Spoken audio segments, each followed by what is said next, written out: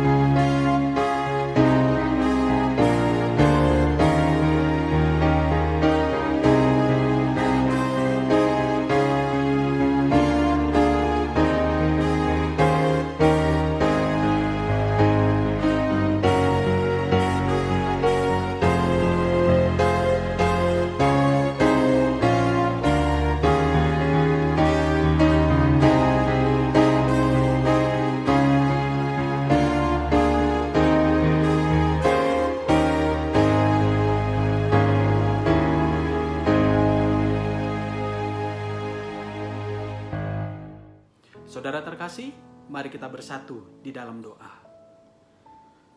Tuhan Yesus Kristus, Juru Selamat kami yang hidup, kami bersyukur untuk pemeliharaanmu di sepanjang kehidupan kami.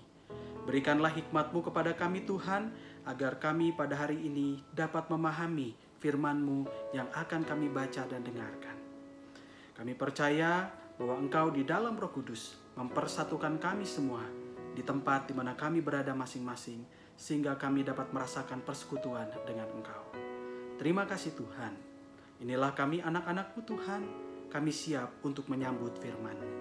Di dalam nama Tuhan Yesus Kristus, Juru Selamat kami yang hidup, kami berdoa. Amin. Mari kita membuka Alkitab kita bersama-sama dari 1 Korintus 15 ayat 1 sampai 11.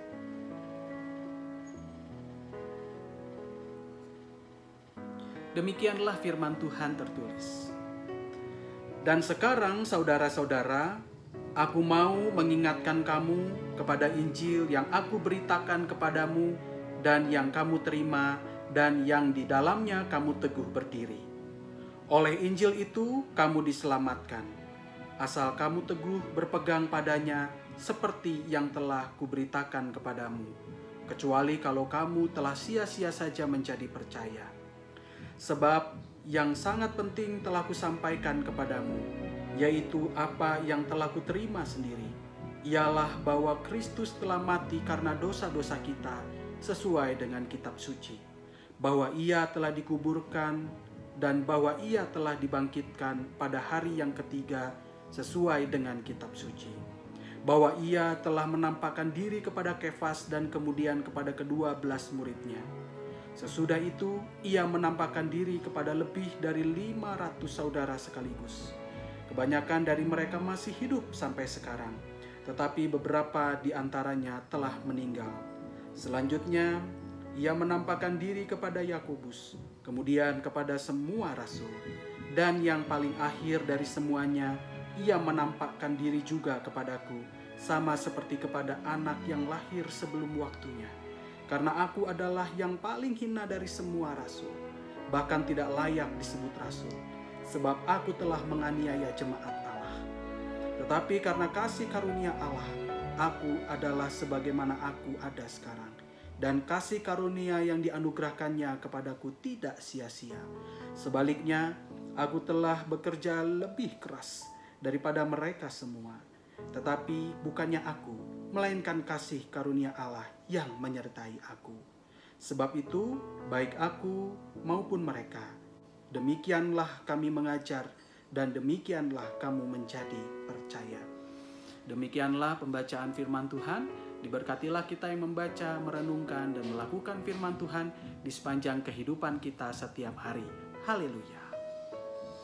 Kebangkitan yang membawa perubahan.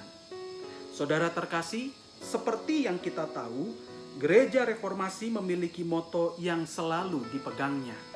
Moto itu berbunyi seperti ini: Ecclesia Reformata Semper Reformanda Secundum Verbum Dei. Yang terjemahannya adalah gereja yang telah reformasi harus terus bereformasi sesuai dengan firman Tuhan. Artinya, gereja reformasi selalu memiliki keterbukaan untuk berubah sesuai dengan firman Tuhan di dalam Alkitab.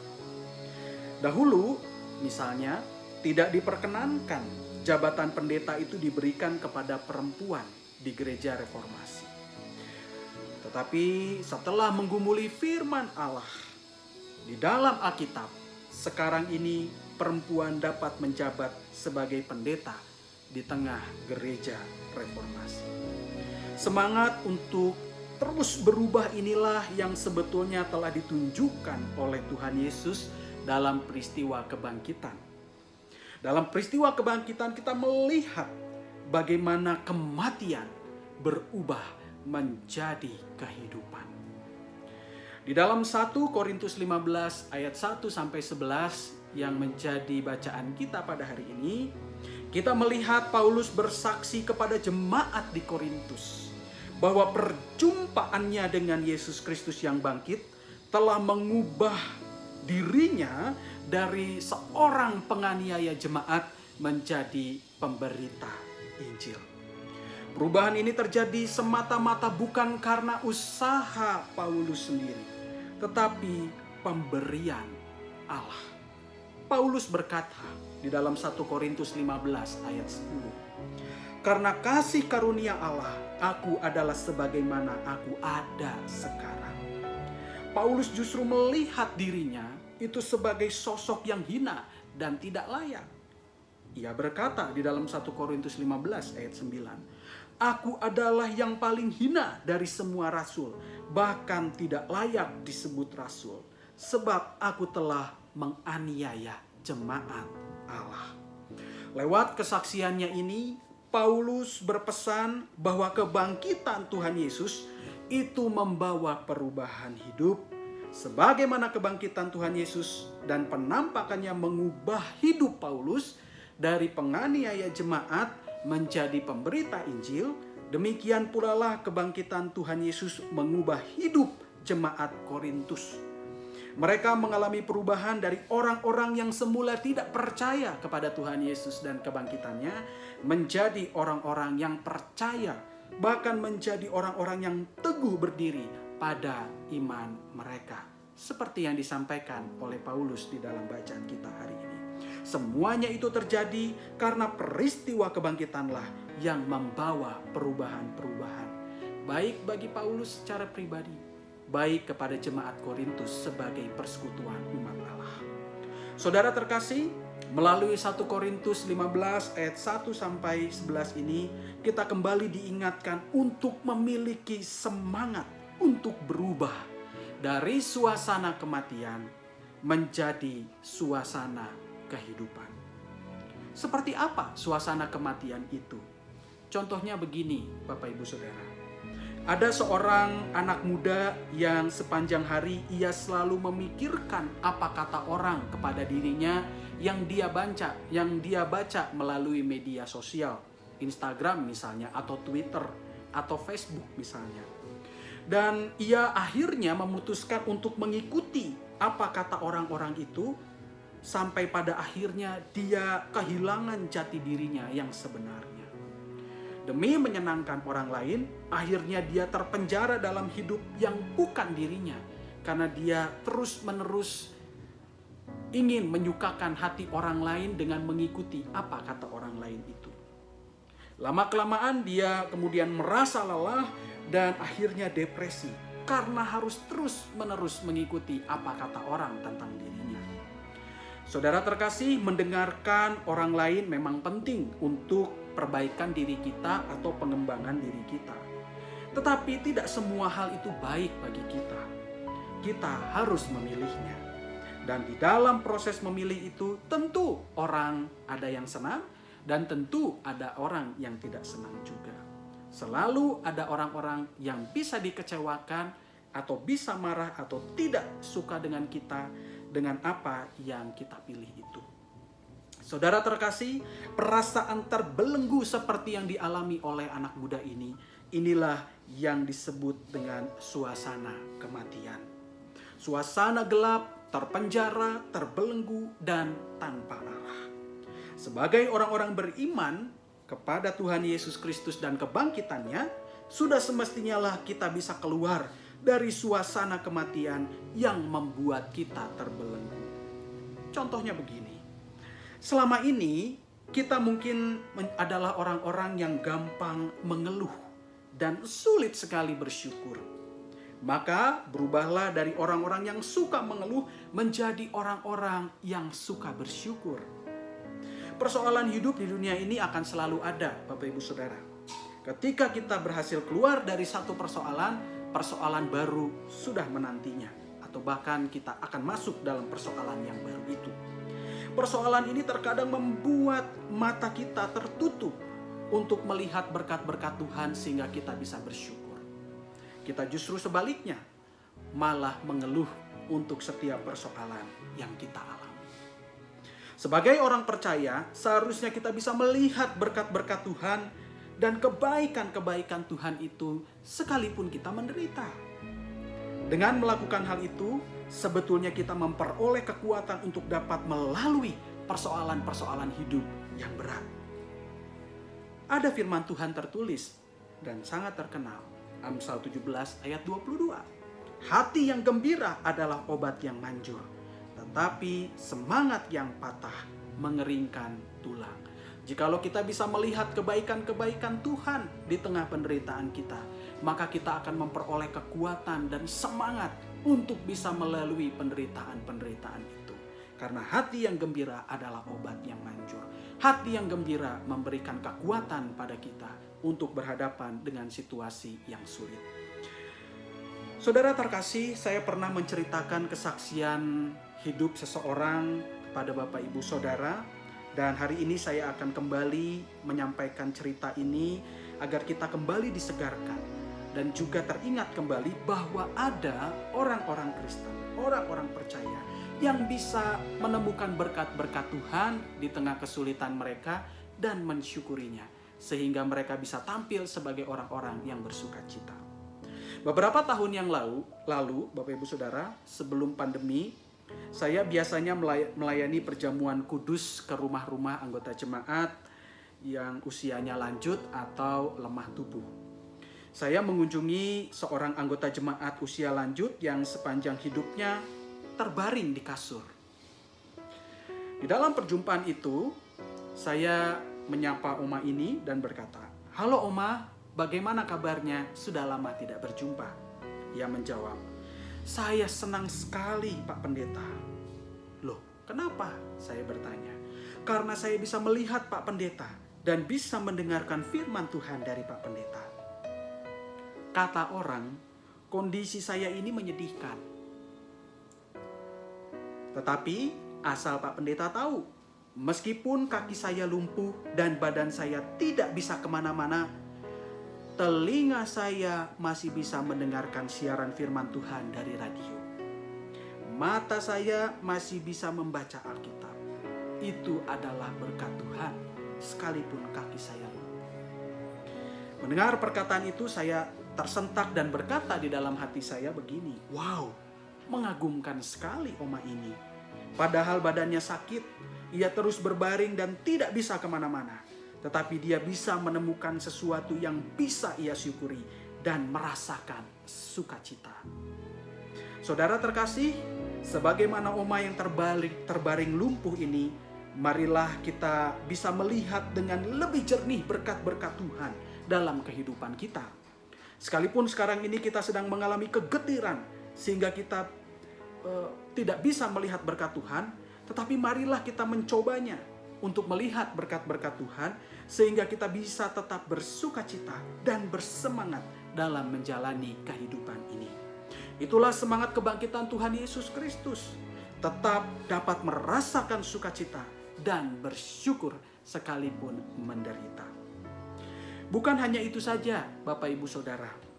Melalui bacaan ini juga kita diingatkan untuk melihat segala prestasi, capaian-capaian kita, semua berkat-berkat yang kita peroleh sebagai kasih karunia Tuhan dan bukan semata-mata kehebatan kita saja. Oleh karena itu, kita berupaya untuk menguasai diri kita agar kita tidak jatuh dalam kesombongan dan arogansi atau kepongahan. Melainkan kita terus-menerus merendahkan diri di hadapan Tuhan. Seperti Paulus berkata di dalam 1 Korintus 15 ayat 9, "Aku adalah yang paling hina dari semua rasul, bahkan tidak layak disebut rasul." Paulus mengatakan itu di hadapan jemaat yang ia layani, yaitu jemaat Korintus. Paulus merendahkan dirinya di hadapan jemaat, merendahkan dirinya di hadapan Tuhan. Sebagaimana Paulus juga sudah melakukan perendahan diri di hadapan umat Allah dan di hadapan Allah sendiri. Demikianlah pula kita membuka diri, memberanikan diri untuk merendahkan diri kita di hadapan sesama kita. Dan menunjukkan bahwa semua kebaikan yang kita terima bukanlah prestasi atau hasil usaha kita semata, tetapi pemberian Allah, kasih karunia dari Allah. Bukankah firman Tuhan juga berkata di dalam Matius 23 ayat 12, "Barang siapa meninggikan diri, ia akan direndahkan, dan barang siapa merendahkan diri, ia akan ditinggikan." Saudara terkasih, inilah dua pesan penting dari peristiwa kebangkitan Tuhan Yesus yang membawa perubahan hidup kepada kita. Yang pertama, marilah kita berubah dari suasana kematian menjadi suasana kehidupan. Kita berubah dari orang-orang yang terus-menerus mengeluh menjadi orang yang berusaha untuk bersyukur dengan melihat berkat-berkat Tuhan sekalipun kita berada di dalam kegetiran. Yang kedua, kita diingatkan juga agar kita bersedia hidup merendahkan diri dimanapun kita berada, dengan mengakui semua kebaikan yang kita peroleh sebagai pemberian dari Tuhan dan bukan semata-mata usaha kita sendiri. Demikian firman Tuhan yang bisa menjadi perenungan bagi kita semua. Biarlah Tuhan memberkati dan menuntun kita semua. Amin.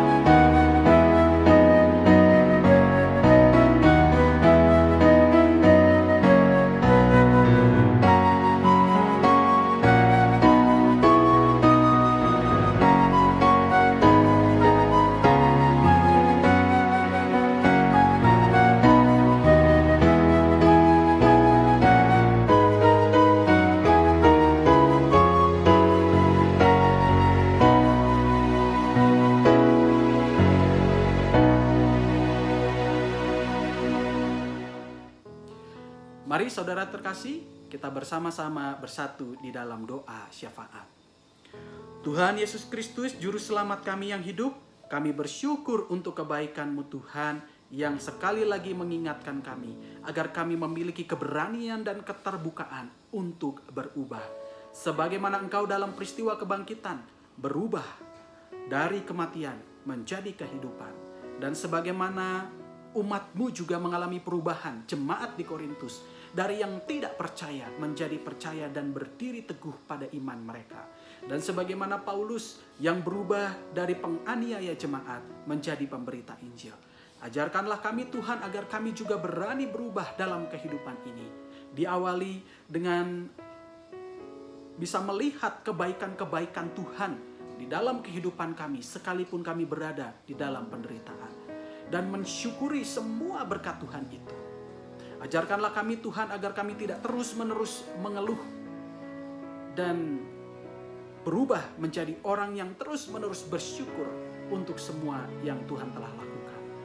Tuhan Yesus Kristus, ajarkanlah kami juga agar kami dapat merendahkan diri kami dimanapun kami berada.